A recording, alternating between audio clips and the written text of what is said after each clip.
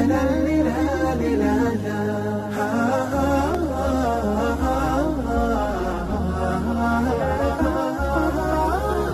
كتاب الله قلبي صار حي. ربنا يا ربنا ربنا يا ربنا ربنا يا ربنا. Beberapa minggu lalu saya dan keluarga pulang kampung. Saat di kampung, ibu mengajak saya ke orang yang punya indera keenam. Awalnya saya tak tahu, tapi ketika di sana saya diterawang. Pada saat diterawang, emang duit. Pada saat diterawang, yang membaca surat-surat Al-Quran. Pada saat azan, orang itu mengajak sholat. Apakah itu termasuk musyrik? Saya sudah menasihati ibu saya agar tidak ke sana, tapi dia menolak.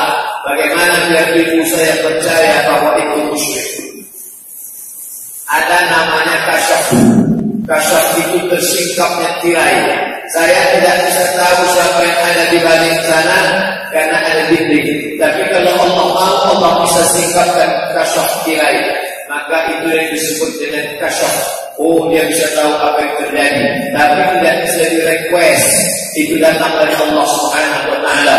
Pernah terjadi pada Sayyidina Umar bin Khattab ketika Umar mengatakan, "Ya Sariya Jabal, hai pasukan perang, bersembunyi ke balik bukit." Umar waktu itu sedang khutbah di Madinah, tapi pesan itu langsung diterima di Nahawan. Nahawan tempat yang jauh, arah Persia. Pasukan sedang perang, pasukan yang perang mendengar suara Umar bersembunyi ke balik bukit. Jadi waktu itu sudah ada streaming. Tapi Umar tidak bisa request. Itu murni pemberian dari Allah SWT.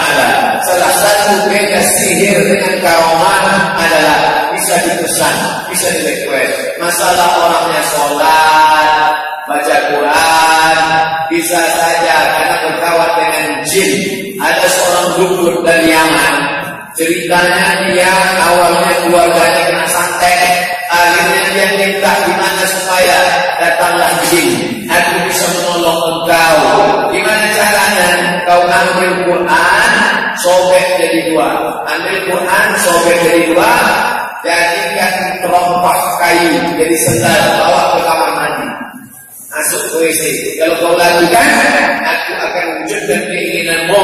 Kalau ada orang sakit bisa sembuh. Kalau ada barang hilang, kau pukul saja ke lantai, bisa muncul yang hilang. Silakan. Akhirnya dia pun menjadi orang masyhur. Disangka orang dia wali Allah, ternyata dia wali setan. Kenapa? Orang menyangka karomah, padahal itu istidraj. Lalu sampai pada akhirnya setan ini meminta, ini sudah lama betul perjanjiannya, maka kami minta tumbal, saya minta anakmu supaya anakmu mati di tanganku. Maka dia berkata, aku lebih sayang anakku.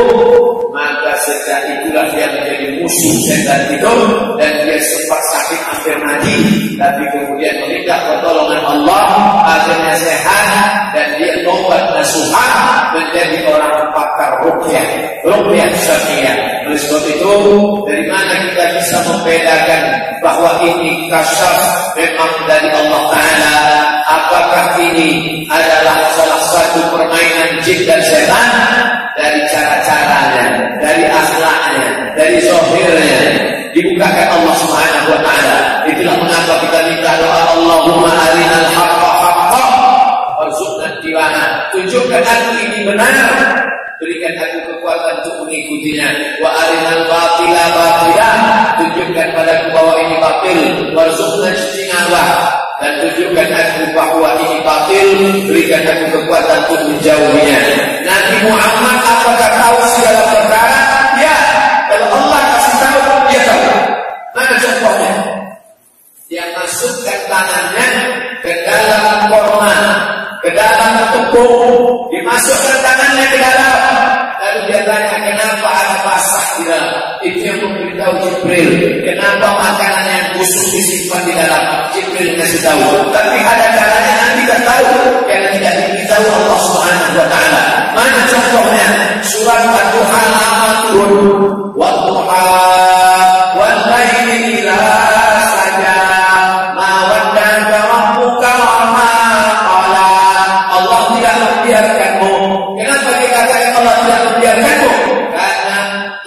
Abu Lahab sudah mengatakan wahyu lama tidak turun, Tuhan Muhammad, setan Muhammad sudah membiarkan Muhammad turun ayat mawadda'aka rabbuka wa ma qala.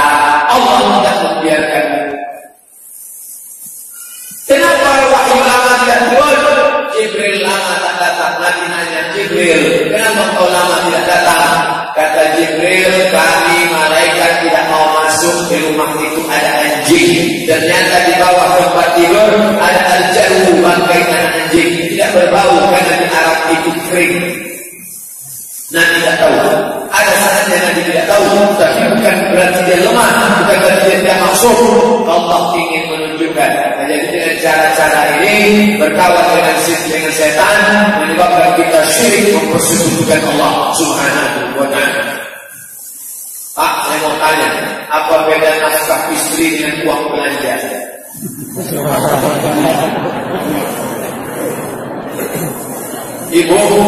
Ibu setelah akad nikah punya 5 hak.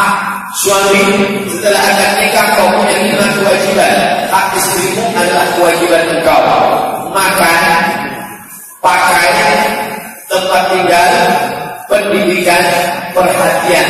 Kau kasih dia makan, kau beri dia pakaian, kau beri dia pendidikan, kau beri dia tempat tinggal, kau beri dia perhatian. Seksual masuk dalam perhatian. Itulah mengapa bila ada laki-laki meninggalkan ini, maka perempuan berhak menuntut ke pengadilan. Selesai akad nikah, laki-laki membaca sirat tahnik. Jika saya meninggalkan sekian bulan lamanya tidak memberikan apa zahir batin atau menyakiti fisiknya, lalu dia datang melapor ke pengadilan. Banyak perempuan yang tidak ingat peristiwa itu, karena ketika laki-laki membaca sirat tahnik, dia sibuk selfie. Perhatikan baik-baik. Jadi laki-laki sudah diikat dengan sirat tahnik. Kalau kau punya kelebihan uang, gajimu banyak, ya kau beri dia banyak. Tapi kalau tidak, maka kau cukupkan ini. Bagaimana yang terjadi? Datanglah Fatimah menjumpai Sayyidina Muhammad sallallahu alaihi wasallam setelah perang Badar. Habis perang Badar datang rampasan perang banyak. Mudah-mudahan apa saya banyak. Ya Rasulullah, aku kan anak kesayanganmu, aku Fatimah, itu banyak mudah apa saya, itu banyak harta rampasan perang. Nabi suamiku miskin, aku sendiri yang menimba air, aku yang membuat adalah tepung gandum, asalku saya masih kecil, tolonglah aku, berilah membantu. Apa kata Nabi? Hai anakku tercinta Fatimah, sebelum engkau tidur malam bertasbih 33 kali, bertakbir 33 kali, bertakbir 33 kali. Ini hadis gak connect. Minta apa saya, minta membantu, minta uang, mau dikasih tasbih. Apa maknanya? Bahwa kau punya pembantu, bahwa kau punya pelayan, tapi kalau hatimu lelah, maka kau tetap juga capek. Tapi walaupun kau menimba air, kau membuat tepung gandum, tapi kalau hatimu lapar, maka dunia menjadi lapar. Berapa banyak orang kaya, saking banyak pembantunya, ada yang khusus tukang masak, ada khusus tukang cuci, ada khusus tukang korek minyak sebelah kanan aja. Ada tukang potong kuku aja. Satu kuku kiri, satu kuku kanan, satu kuku kaki, satu kuku tangan. Tapi dia stres juga, depresi. Karena ketenangan itu bukan karena banyaknya pembantu, tapi ketenangan hati. Ala bidzikrillah, dengan banyak berzikir mengingat Allah, tatma'innul qulub, hati akan menjadi tenang. Kalau rezeki lapang, rezeki suami lapang, maka dia beri lebih dari yang 5. Tapi kurang, maka kau terimalah apa adanya. Ridho, bang, aku siap menerima kau apa adanya. Makan sehari sekali pun insya Allah, tidak beralas orang tak apa. Tapi nanti kalau rezeki lapang macam-macam,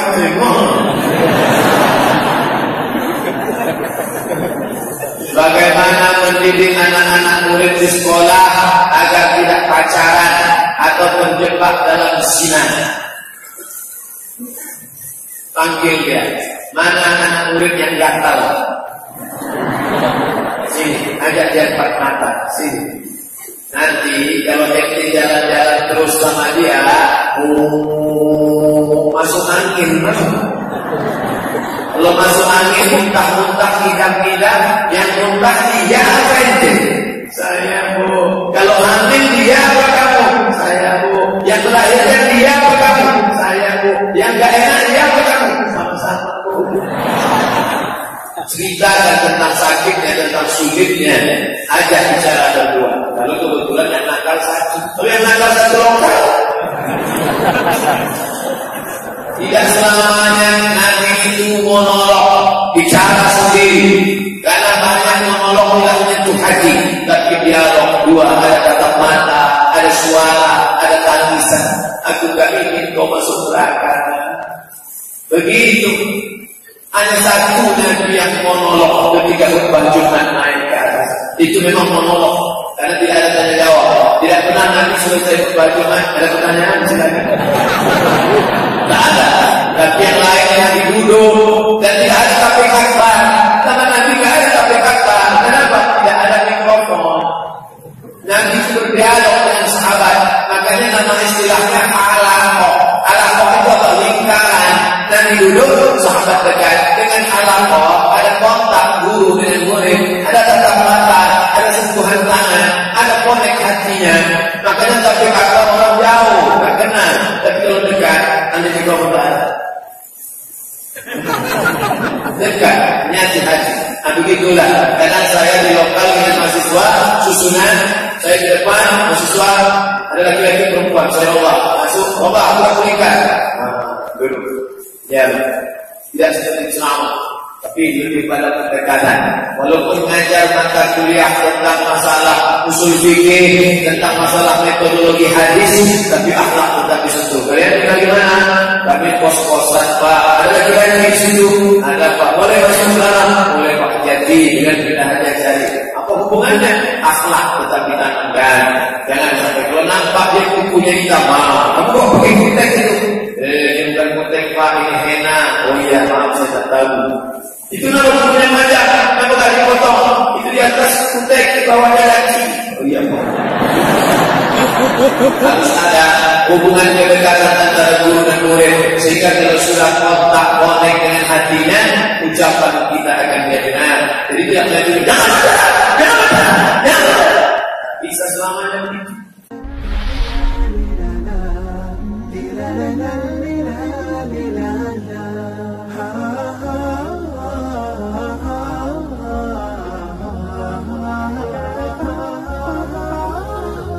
كتاب الله قلبي صار